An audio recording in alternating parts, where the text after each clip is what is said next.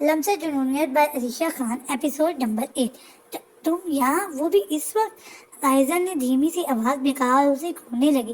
اندر نہیں بلاؤ گی؟ زریز یک طرفہ مسکرا لیے اس وقت اسے تپا رہا تھا۔ آئزل نے ایک نظر دوسرے بیڈ پہ لیٹی حریم پہ ڈالی، جو شاید اب گہری نیند سو چکی تھی، پھر دھیرے قدموں سے کھڑکی کی طرف بڑھی۔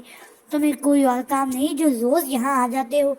وہ دونوں ہاتھوں کو کمر پر رکھے ایک سٹائل میں کہنے لگی، جب زریز تھوڑا ٹھہرا، ڈیٹو کا سردار، وہ خود ہی چھلانگ لگاتا وہ اندر کودا۔ تم یہ زریز نے کھڑکی کا پردہ ڈالا اور اس کے قریب آنے لگا۔ 2 دن انتظار کیا تمہارا، آج برداشت نہیں ہو رہا تھا تو آ گیا۔ زریز کی زمانی باتیں اسے کچھ خاص سمجھ نہیں آئی۔ میں تو سمجھا ایگزامز کے اسٹریس کی وجہ سے شاید گزر گئی ہوگی، لیکن یہاں تو معاملہ ہی الٹا پڑ گیا۔ زریز کی باتوں اس نے مٹھیاں بھی کی۔ کیا مطلب؟ کیوں آئے ہو؟ اس دن صبح مجھے جگہ کر وقت پر یونی پہنچا کر تم نے میرا احسان اتار دیا نا، تو اب کیا باقی رہ گیا؟ آئزل بحث میں نہیں پڑھنا چاہتی تھی، اس لیے کام کی بات کرنے لگی، جبکہ وہ زریز کی نظر اس کے رخساروں پر تھی، جہاں وہ رونق، وہ غصہ، وہ گھمنڈ کچھ بھی نہ تھا۔ احسان تو میں نے برابر کر ہی دیا، لیکن تم تو یونی نہیں آ رہی تھی، تو سوچا کہ اس کے ہاسٹل چلا جاتا ہوں۔ وہ بہت یاد آ رہی تھی نا تمہیں؟ میری بات سنو مسٹر، میرا اور تمہارا کوئی رشتہ نہیں جو 2 دن بعد تم یہاں آ جاتے ہو، اور میں یونی آ جاؤں یا نہ جاؤں، ان سب سے تمہارا کوئی لینا دینا نہیں، سمجھے تم؟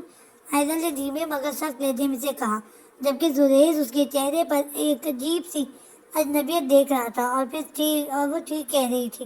جانتا ہوں کہ تم سے میرا کوئی رشتہ نہیں، لیکن ایٹ لیسٹ دوست تو بن سکتے ہیں نا ہم، یا پھر انسانیت کا رشتہ سمجھو۔ دوست؟ وہ بلا کس خوشی میں؟ اب دیکھو، تم بھی ہاسٹل میں رہتے ہو، میں بھی اکیلا رہتا ہوں، ہم ایک دوسرے کے مشکل وقت میں کام تو آ ہی سکتے ہیں نا۔ زریز نے جانچتی نظر سے اسے دیکھا، جو اب اسے سنجیدگی سے دیکھ رہی تھی۔ مجھے تمہاری کوئی ہیلپ نہیں چاہیے، اور مسٹر زریز، میں بھی شاید تمہارے کوئی کام نہ آ سکوں۔ تم سے کام چاہیے بھی نہیں مجھے، لیکن تمہاری ہیلپ ضرور کروں گا۔ جیسے ہیلپ؟ کیسی ہیلپ؟ پلیز، اگر تم چاہو تو اس بار میں تمہارے سارے پیپرز کلیئر کرا سکتا ہوں۔ انفیکٹ پھر تمہیں اتنا پڑھنے اور یوں رات جا کر نیند خراب کرنے کی بھی ضرورت نہیں پڑے گی۔ اسے پتا تھا آئزل اس سے مزید کوئی ہیلپ نہیں چاہے گی، لیکن وہ اس وقت واقعی اسٹریس میں تھی، جو پتہ نہیں کیوں زریز کو اس کا یوں پریشان رہنا پسند نہیں آیا تھا۔ کس طرف یہ تو وہ بھی نہیں جانتا تھا کہ وہ اس کی مدد کرنا کیوں چاہتا تھا۔ تمہیں ایک بات سمجھ نہیں آ رہی؟ میں نے کہا نا، مجھے تمہاری ضرورت نہیں ہے، اور جاؤ پلیز یہاں سے۔ آئزل کا لہجہ اس بار کافی تیز تھا۔ ایک بار اور سوچ لو۔ مجھے نہیں سوچنا، بھروسہ کر کے دیکھ لو۔ بھروسہ؟ آئزل کاظمی نے کبھی کسی کے پر بھروسہ کرنے کی غلطی نہیں کی، اور نہ ہی کبھی کرے گی۔ اس کی آنکھوں میں نہ جانے ایک عجیب سا دکھ دیکھ رہا تھا۔ وہ زیادہ دیر اس کی آنکھوں میں نہیں دیکھ پایا۔ ابھی وہ کچھ کہتا جب حریم نے کروٹ لی، اور آئزل گھبراتی ہوئی اسے دیوار سے لگا کر اس کے لبوں پر انگلی رکھنے لگی، کیونکہ اس بار بولنے کی باری اس کی تھی۔ زریز اپنے ہلکے سیاہ ہونٹوں پر اس کی نازک سی انگلی کا لمس محسوس کر کے اسے شدت بھری نگاہوں سے دیکھنے لگا، جبکہ آئزل جیسے اب ہوش آیا تھا کہ وہ کیا کر چکی تھی۔ زریز سے نظریں چرا کر اس نے ہاتھ پیچھے کھینچ دیا۔ زریز اس کے چہرے کے قریب آیا اور کان میں سرگوشی کرنے لگا۔ ایک بار بھروسہ کر کے دیکھو۔ زریز دورانی جان تو دے دے گا، لیکن بھروسہ کبھی نہیں توڑے گا۔ اس کی گرم سانسوں کو اپنی گردن پر محسوس کر کے اس کا دل بے قابو ہونے لگا، دھڑکنیں بے ترتیب ہونے لگی۔ وہ آنکھیں میچ گئی۔ جب بھی ضرورت پڑے ایک کال کرنا، یہ ناچیز حاضر ہو جائے گا۔ اپنی بات کو دھیمے سے لہجے میں مکمل کر کے وہ تھوڑا اور قریب ہوا۔ زریز کے لبوں نے آئزل کے کان کی لو کو چھوا تھا۔ آئزل کو لگا اس کا دل بند ہونے لگا۔ زریز مزید کچھ کہے بنا جہاں سے آیا تھا وہیں سے واپس چلا گیا، جبکہ آئزل اب تک ایک ہی جگہ پر فریز ہو کر رہ گئی تھی۔ ہوش تو تب آیا جب اس کی گاڑی سٹارٹ ہونے کی آواز آئی۔ وہ دوڑ کر کھڑکی کی طرف بڑھی، جہاں وہ ڈرائیونگ سیٹ پر بیٹھا کار کی ونڈو سے اسے دیکھ رہا تھا۔ اس اندھیری رات میں بھی اس کی پرکشش کالی آنکھیں کسی بھیڑیے کی آنکھوں کی مانند چمک رہی تھیں۔ آئزل نے اپنے دل پر ہاتھ رکھا جبکہ زریز وہاں سے اب جا چکا تھا۔ سین چینج، لائٹ، کیمرہ، ایکشن۔ وہ لوگ اس وقت اسلام آباد میں تھے جہاں ایک بہت ہی اچھی لوکیشن پر ان کا شوٹ جاری تھا۔ ڈائریکٹرز کی کہنے کی دیر تھی کہ جابر بھاگتے ہوئے آتش کی پشت سے آ لگی جبکہ آتش آنکھوں میں آگ لیے دوسری طرف رک کر کے کھڑا ہوا تھا۔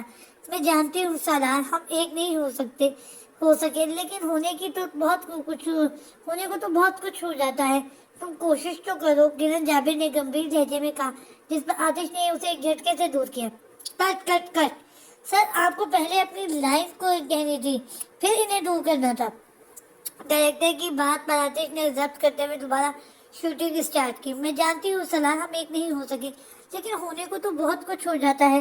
تم کوشش تو کرو۔ کیا تم نے سنا نہیں محراب؟ میں نے تم جیسی آوارہ لڑکی کو ہرگز اپنی عزت نہیں بناؤں گا۔ ہٹو پیچھے۔ آتش نے ایک جھٹکے سے اسے دور دھکیلا جس سے وہ زمین پر جا گری۔ مس آوارہ ہوں؟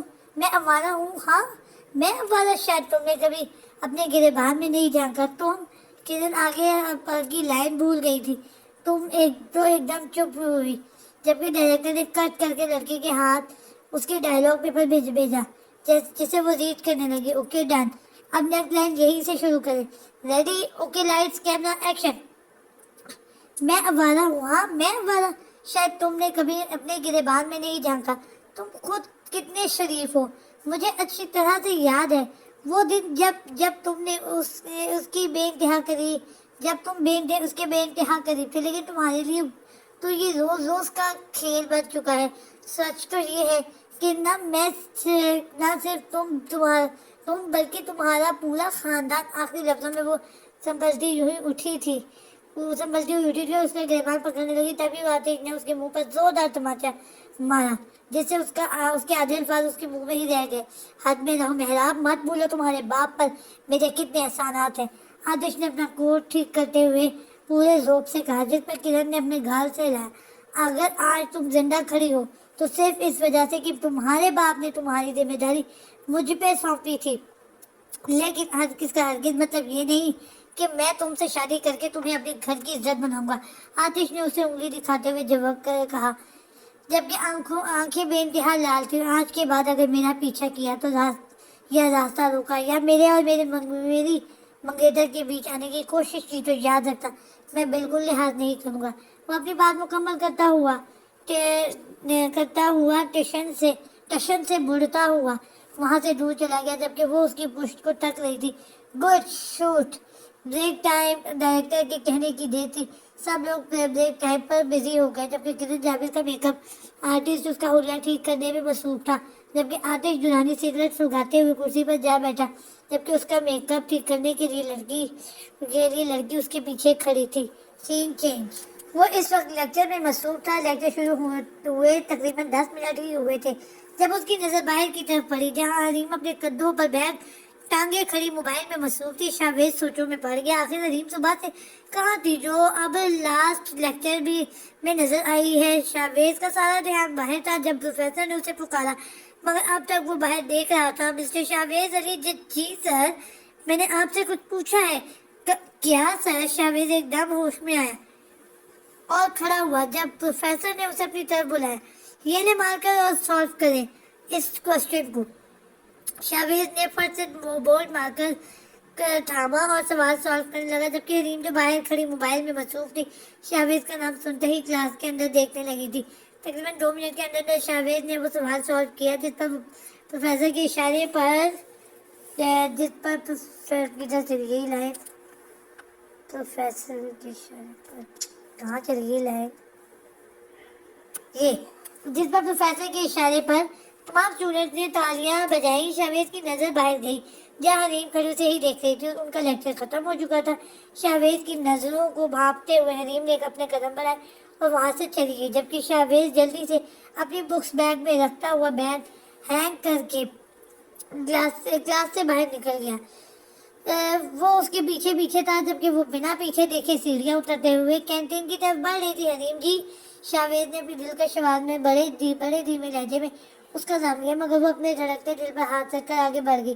حریم جی سنیے، شاویز کو لگا اس نے شاید نہ سنا ہو، اس لیے اس نے پھر سے نام پکارا، مگر حریم کینٹین میں جا چکی تھی۔ حریم لسن،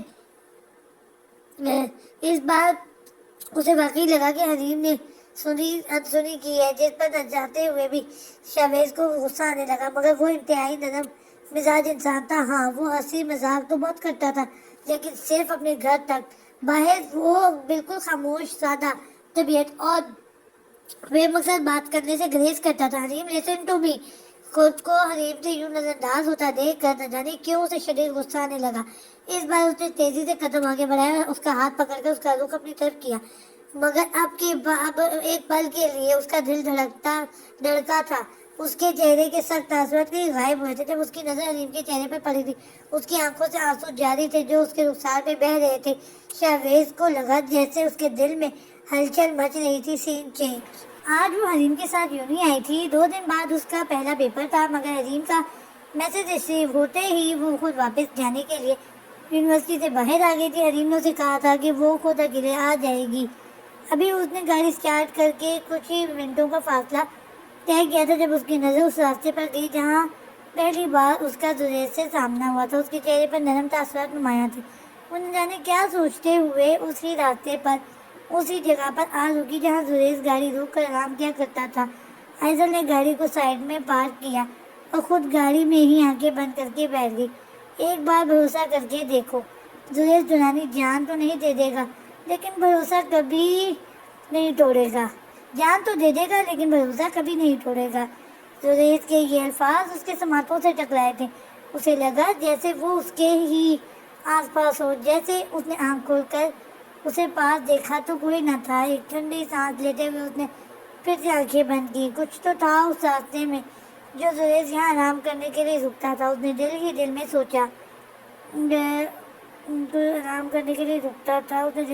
سوچا، کیونکہ واقعی اس سنسان راستے پر جہاں روڈ پر سناٹا چھایا رہتا تھا اور آس پاس کے جنگل میں تاریکی چھائی رہتی تھی، یہاں واقعی بہت سکون تھا۔ لسن میڈم، اسے پھر سے زریز کی آواز سنائی دی، لیکن آس پاس پھر کوئی نہیں تھا۔ اوہ، یہ سب کیا ہو رہا ہے؟ کیا واقعی مجھے اس کی یاد آ رہی ہے؟ وہ سر کھجاتے ہوئے خود کلامی کرنے لگی، مگر پھر نفی میں سر ہلاتے ہوئے آنکھیں بند کر کے سیٹ کی پشت سے لگ گئی۔ سین چینج۔ جی مگر میں کیسے؟ تعبیر علی، آپ انکار نہ کریں، یہ آپ کے لیے گولڈن چانس ہے۔ اب ایکٹریس خود تو ہمارے پاس آنے سے رہی نا، ہمیں بھی شوٹ والی لوکیشن پر جانا ہوگا۔ تعبیر کے تو پیروں تلے زمین نکل گئی جب اسے پتا چلا کہ اسے اس کام کے لیے دوسرے شہر جانا پڑے گا۔ میں ایسا نہیں کر سکتی، میں گھر سے کہیں دور نہیں جا سکتی میم، تعبیر نے نظریں جھکاتے ہوئے کہا کہ ہنی کو جواب دیا، جبکہ ہنی اس کی بات پر کچھ دیر کے لیے خاموش ہو گئی۔ تعبیر، اگر آپ چاہیں تو اپنی کسی فرینڈ کو یا کسی کزن کے ساتھ، جسے چاہیں ساتھ رہنے پر 1-2 دن کی ہی تو بات ہے، ہماری طرف سے آپ کو ہوٹل روم دیا جائے گا اور جو کچھ آپ چاہیں وہ سب ملے گا۔ تعبیر ابھی سوچوں میں تھی۔ رائمہ وہاں آئی۔ آپ نے بالکل ٹھیک کہا، میں تعبیر کے گھر والوں سے بات کر لوں گی اور میں ہی تعبیر کے ساتھ جاؤں گی۔ آپ پریشان مت ہوں، جانا کب ہے ہمیں بس اتنا بتا دیں۔ تعبیر اس کی بات پر اسے گھورنے لگی، جس پر اس نے اسے اشارے سے ریلیکس کیا۔ گڈ، اوکے، پھر میں آپ کو آج شام کے آپ لوگوں کو انفارم کر دوں گی۔ Okay, thanks. ہنی کے جاتے ہی رائمہ خوشی سے تعبیر کے گلے لگی، جبکہ تعبیر اسے سخت ناراضگی کا اظہار کر رہی تھی۔ آج کتنی پیاری لگ رہی ہو تم سنرینا۔ رائمہ نے اسے سرتا پیر دیکھا۔ تعبیر نے اب اپنا اسٹائل تھوڑا مختلف کیا تھا، کھلے بال، ہلکا سا میک اپ، گلے میں چھوٹا سا اسکارف، ٹائٹس کی ساتھ گھٹنوں تک آتی شرٹ۔ وہ واقعی بہت پیاری لگ رہی تھی، لیکن اس وقت وہ اس سے ناراض تھی۔ یار کیا ہو گیا؟ میں ہوں نا، سب ٹھیک ہو جائے گا، چل کام کر، آج گھر جلدی جانا ہے، تیرے بابا سے میں بات کر لوں گی۔ رائمہ کی بات کا کوئی بھی جواب دیے بنا وہ نیو کسٹمر کے آتے ہی انہیں ڈیزائن دکھانے میں مصروف ہو گئی۔ سین چینج۔ حریم، آپ رو رہی ہو؟ شاویز نے نرمی سے پوچھا جس پر حریم نے کوئی جواب نہیں دیا، بس نظریں جھکا لی۔ حریم آئی ایم سو سوری، میں مانتا ہوں مجھے ایسے نہیں کرنا چاہیے تھا، لیکن کیا؟ ہاں لیکن تم ایک یتیم خانے سے آئی ہوئی لڑکی سے آخر کیوں دوستی کرو گے؟ رائٹ نا؟ وہ بھی مزید اسے کچھ کہنا چاہتی تھی کہنا چاہتا تھا جب وہ بول پڑی۔ ساتھ ہی اس کا ہاتھ جو شاویز نے اسے روکنے کے لیے پکڑا تھا اس نے چھٹک دیا۔ حریم یہ آپ کیا؟ پلیز شاویز، مجھے بہانے نہیں پسند، مجھے پتا ہے ان سب کی طرح تم بھی میرے بارے میں ایسا ہی سوچتے ہو، ایسے ہی سوچ سکتے ہو۔ ہاتھ کی انگلی سے بڑی بے دردی سے اس نے اپنے رخسار پر بہتے آنسوؤں کو صاف کیا، جبکہ شاویز بالکل شوق تھا کہ آخر وہ کیا کہے جا رہی تھی۔ لیکن اب اور نہیں، میں تم سے اب کوئی بات بھی نہیں کروں گی، تمہارا رستہ بھی نہیں روکوں گی، اور نہ ہی اب تم سے زبردستی دوستی کروں گی۔ اس لیے بہتر ہوگا تم بھی آج کے بعد میری طرف دیکھنا بھی مت، چاہے کچھ بھی ہو جائے۔ وہ اپنی بات مکمل کر کے وہاں سے چلی گئی تھی، مگر شاویز وہیں کھڑا صورت حال کو سمجھنے کی کوشش کر رہا تھا۔ آخر وہ اسے کیا کہہ دی گئی تھی؟ شاویز تو اس کے بارے میں کچھ بھی نہیں جانتا تھا، پھر آخر اسے ایسا کیوں لگا تھا کہ شاویز اسے دور بھاگ رہا ہے؟ یتیم خانہ، آخر حریم نے یہ سب کیا کہا ہے؟ وہ سوچوں میں گم وہیں پر کھڑا تھا، اور جب اسے ہوش آیا کہ چھٹی تو کب کی ہو چکی تھی، وہ وہاں سے چلا گیا تھا۔ لیکن اس نے سوچ لیا تھا اب وہ حریم کے بارے میں جان کر رہے گا کہ آخر وہ ہے کون۔ سین چینج، وہ اب تک آنکھیں بند کیے ہوئے بیٹھی تھی، جب اسے کسی کی سانسیں اپنے چہرے پہ محسوس ہوئی۔ اس نے ایک جھٹکے سے آنکھیں کھول کر دیکھا تو کار کے ونڈو کے پاس جھک کر کھڑا وہ اسے ہی دیکھ رہا تھا۔ تم؟ وہ اچانک سے حیران ہوئی، اسے اب تک یقین نہیں آ رہا تھا آخر وہ وہاں کب آ گیا تھا۔ ہائے میڈم، لگتا ہے میرے بنا دل نہیں لگ رہا تمہارا۔ ہر بار کی طرح آج بھی وہ اپنے مخصوص دنیا میں تھا، جبکہ آئزل ایک پل کے لیے اسے دیکھتی رہ گئی۔ نہیں، ایسی کوئی بات نہیں ہے، سمجھے؟ اور میں تو یہاں سے گزر رہی تھی تو سوچا کہ کیوں نہ اس ناچیز سے مل لیا جائے جس کی یاد پل پل تڑپاتی ہے۔ زبیر نے اپنی گہری کالی آنکھوں کو مزید گہرا کرتے ہوئے ایک اسٹائل سے یہ الفاظ کہے، تب نہ چاہتے ہوئے بھی آئزل نظریں جھکا گئی تو جیسے اس کی چوری پکڑی گئی۔ تبھی زبیر کا گہنکا ہوا میں گونجا، مذاق کر رہا ہوں پگلی، ڈونٹ ٹیک آن یور کیئرنیس، کیونکہ دل تو تمہارے پاس ہے نہیں۔ وہ ہنستے ہوئے چلتا ہوا اس کی مخالف سیٹ پر آ بیٹھا، جبکہ وہ اب تک اسے ہی دیکھ رہی تھی۔ اور بتاؤ میڈم، کیسی چل رہی ہے پڑھائی؟ بالکل ٹھیک، آئزل نے سنجیدگی سے کہا، جبکہ زبیر کو وہ پہلے والی آئزل کہیں سے بھی نہیں لگ رہی تھی۔ اچھا، بالکل ٹھیک۔ تم بتاؤ، اگر 15 کو 12 سے ضرب دیا جائے اور اس میں 24 کو ملا کر پھر انہیں 100 سے ضرب دیا جائے اور اگر آنسر 0 آئے تو کیا وہ صحیح ہوگا؟ کیا؟ اس کے کیے ہوئے میتھس کے سوال پر وہ اس کی شکل دیکھتی رہ گئی، جبکہ وہ مطمئن بیٹھا اس کے جواب کا انتظار کر رہا تھا۔ کیا مطلب؟ کیا کہا؟ وہ پھر سے ناسمجھی سے پوچھنے لگی۔ میں کہہ رہا ہوں اگر 15 کو 12 سے ضرب دیا جائے اور اس میں 24 کو ملا کر پھر 100 سے ضرب دیا جائے اور پھر اگر اس کا جواب 0 آئے تو کیا یہ ٹھیک ہوگا؟ یہ کیسا سوال ہے؟ آئزل کو لگا اس کا دماغ گھومنے لگا ہے۔ یہ تمہاری میتھمیٹکس کی بک کا صفحہ نمبر 313 کی آخری ایکسرسائز کا پہلا سوال ہے۔ زبیر نے بڑے آرام سے اسے سمجھاتے ہوئے جیب سے سپاری نکالی اور انصاف کرنے لگا، جبکہ آئزل اس کی بات پر حیران رہ گئی۔ آخر وہ اس کی بک کے بارے میں کیسے جانتا تھا اور اسے یہ سب کیسے پتا تھا؟ کیونکہ واقعی آئزل میتھس کی تیاری کر رہی تھی اور کچھ سوالات کی وہ پریکٹس بھی کر چکی تھی۔ ایک بات بتاؤ، وہ سپاری کھانے میں مصروف تھا، تم انسان ہو یا روبوٹ؟ آئزل کے سوال پر زبیر نے ہاتھ روکا اور اسے دیکھنے لگا۔ نہیں، مطلب تمہیں سب کچھ کیسے یاد رہتا ہے؟ تمہارے دماغ کی جگہ کمپیوٹر فٹ ہوا ہے۔ آئزل جانچ کی نظروں سے اسے دیکھنے لگی، جبکہ وہ اب ایک طرفہ مسکراہے لیے سپاری سے انصاف کر رہا تھا۔ پہلی بات یہ کہ میں انسان ہوں یا نہیں، یہ تو مجھے آج تک خود سمجھ نہیں آیا، آئے گا تو ضرور بتاؤں گا۔